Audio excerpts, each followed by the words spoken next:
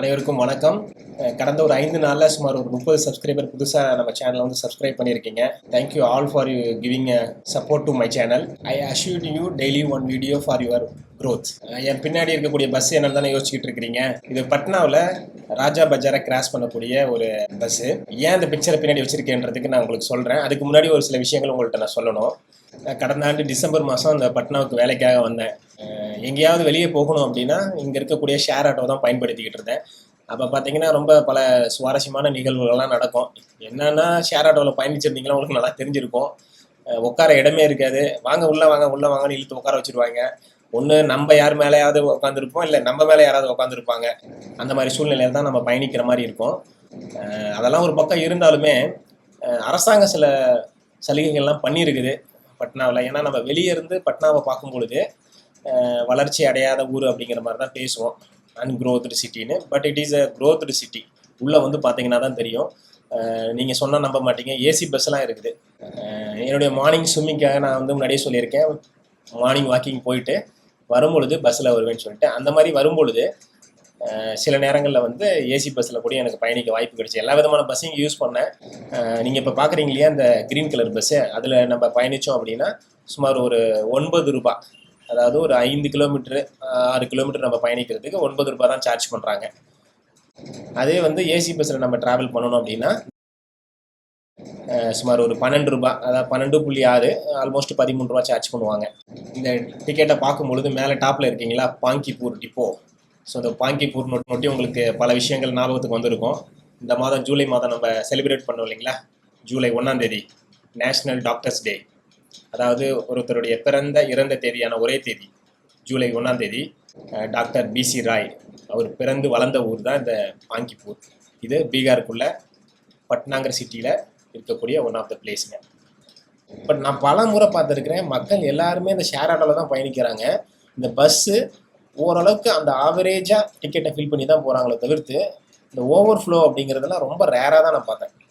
So எதுக்கு நான் அந்த பதிவு உங்கள்கிட்ட சொல்கிறேன்னா, நீங்கள் வந்து பட்னா வரீங்க அப்படின்னா தயவு செஞ்சு கவர்மெண்ட் பஸ்ஸை பயன்படுத்துங்க. இங்கே இருக்கக்கூடிய மக்களுக்கு ஆரம்ப காலத்துலேருந்தே இந்த ஷேர் ஆட்டோ பழகிக்கிட்டதுனால இவங்களுக்கு அந்த பஸ் ஃபெசிலிட்டி எப்படி யூட்டிலைஸ் பண்ணுறது அப்படிங்கிற ஒரு பிக் கொஸ்டின் மார்க் இருக்கும் போல் அவங்களுக்கு. இல்லை ஒருவேளை வந்து பஸ்ஸில் பயணித்தோம் அப்படின்னா அவங்களுக்கு அந்த கன்வீனியன்ட் இல்லையோ என்னமோ தெரியலை.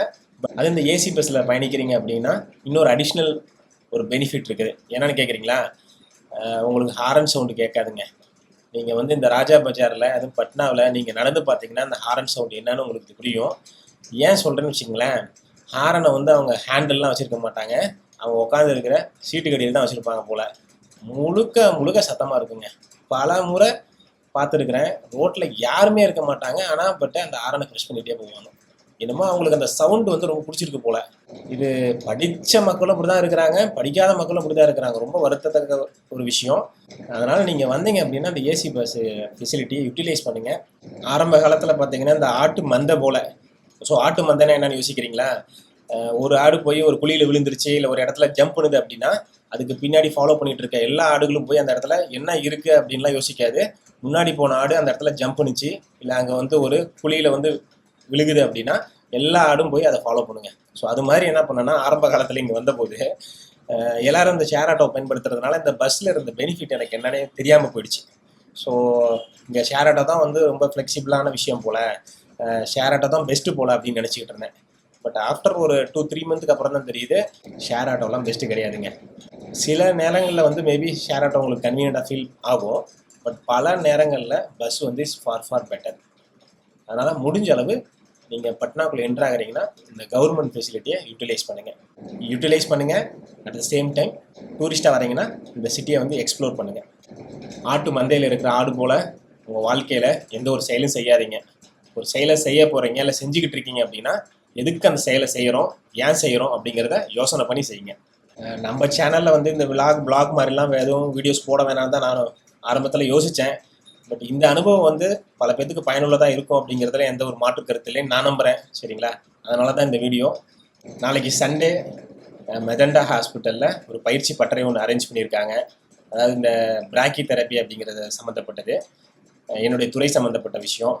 அதில் போய்ட்டு சில விஷயங்களை கற்றுக்கிட்டு அது என்ன அப்படிங்கிறத நாளைக்கு வீடியோவில் நான் கண்டிப்பாக உங்களுக்கு கொடுக்குறேன். நாளைக்கு போடக்கூடிய வீடியோ வந்து கண்டிப்பாக உங்களுக்கு என் ஃபீல்டை பற்றின ஒரு சின்ன பார்ட் நீங்கள் தெரிஞ்சுக்கிறதுக்கு வாய்ப்பு இருக்குது. மறக்காமல் நாளைக்கு நம்மளுடைய சேனலை வாட்ச் பண்ணுங்கள். ஸோ மீண்டும் உங்களை ஒரு நல்ல செய்தியோடு சந்திக்கிறேன்.